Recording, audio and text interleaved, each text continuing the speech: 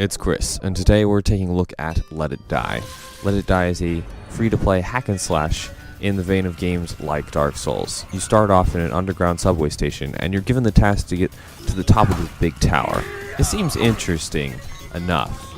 However, after playing the game for about an hour plus or so, the game starts to feel thrown together, and it's really clunky, starting with the combat. When the game first came out, it had no lock-on mechanic, and it made the combat really awkward. Thankfully, they've added a lock-on, which makes the combat functional, but it's not great. It feels like when you go into combat, you spam the enemy with attacks to stun lock them until you have no stamina, and then you can avoid the enemy, rinse and repeat. There's not a really good way to defend yourself other than rolling and moving around like Bloodborne, but not at all. You can block, but you still take quite a bit of damage. Some of the weapons you get in this game are fairly decent and do a decent amount of damage. However, the weapons you get from the enemies are only really good when they're using them against you. But as soon as you pick up the same weapon, it's awful, and it does significant less damage than just your basic punching attack. When you die, you lose all of your XP and gear, and you have to kill an NPC version of yourself called a hater, which can kill other players and could kill you, and other players' haters can kill you as well. This part of the online functionality I found was really cool, but it would be cooler in a different game that had like better functioning combat, because this game feels like it's trying to be a difficult game like the Soul series, but it just feels kind of slapdash. The tutorials are presented to you when you interact with letters attached to balloons, which is kind of jarring, juxtaposed to the really gray, dark background. And so you read through this big tutorial, which is this big text scroll. There's a couple of pictures in there. But most of the stuff doesn't really apply to what you're doing at the moment. There was like one or two where you needed to throw a mushroom at a person, and that was the thing. And another part of this game that I want to talk about is Uncle Death. He's a Grim Reaper that rides a skateboard, which that sounds really cool and all, but it's kind of ruined by the voice actor and the direction that his character is, well, quote-unquote character is taken in. And he basically just shows up and he's like, hey man, you're ready to climb to the top of this tower and stuff, senpai. Which just feels like it encompasses the game as a whole, that, well, it does have some elements that could really work well.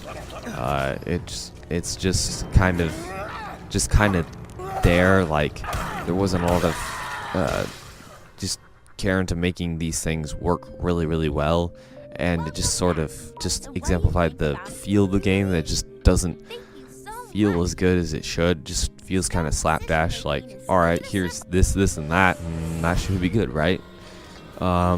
This game has a lot of stuff that video games like this should have. It has a hub area with multiple shops and a leveling system. It has its own different style, which is kind of cool.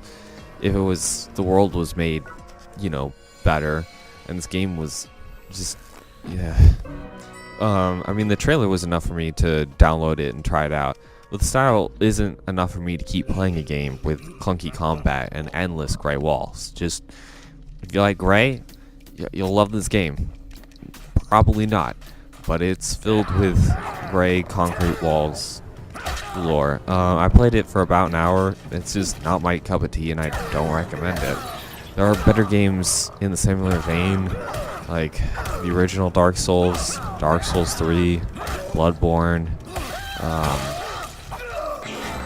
just even like Lords of the Fallen, even though I haven't played that much of it. I think I've only played like an hour or so. Even though it doesn't feel quite as good as the Souls series, it's still really functional, and it still feels leagues better than this combat in Let It Die. So anyway, Let It Die is free, but it's not great. And now it's like almost 50 gigabytes at the time of this recording. And as a side end note, there's a trailer on YouTube for this game, where it shows people playing the game and being interviewed afterwards, and stuff flying out of people's mouths, and it's kind of weird. But anyway, at the very end of the trailer, one guy is asked what he thinks of the game, and he says he had a fun time with it. To each his own. But it's sort of weird, and the screen freezes, and the word liar pops up in animated text with an announcer voice saying the exact same word. And I'm like, well, at least the marketing is accurate, or at least for my own tastes. But yeah, anyway, I don't know. I wish the combat was better and there was at least more of a story or something, because this game just focuses so much on the combat. Yeah, I wish this game was better, but it's just not for me, I guess. And I wouldn't really recommend it for anybody. Just want to reiterate that. Anyway, this has been Christopher, and I'll see you guys next time.